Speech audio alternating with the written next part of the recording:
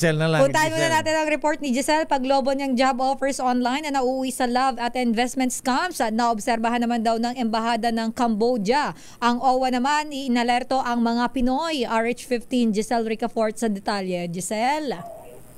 Si Sir El Lakay, inalerto nga ng Overseas Workers Welfare Administration ang ating mga kababayan laban sa mga job offer na love scam at investment scam ang kinahahantungan.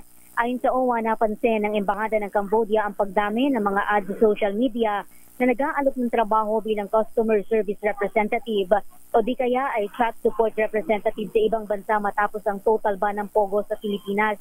Karamihan umano sa mga job offer na ito ang nagiging dahilan ng pagmamanipula sa mga hindi nakaalam tulad ng mga scamming activities.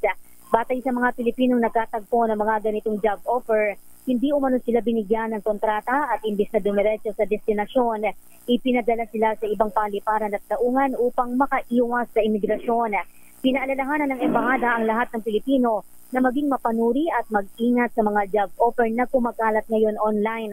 Para sa mga nangangailangan daw ng tulong o nais mag-report ng mga duda sa trabaho, hinihimok silang makipag-ugnayan sa Assistance to National Hotline na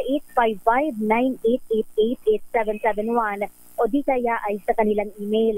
Kamakailan lamang nasa gap ng National Bureau of Investigation at ng Interpol ang 3 Pilipino na ginawang scammer sa Cambodia at biktima umano ng pag-torture ng mga Chinese nilang employer sa isang scam farm doon.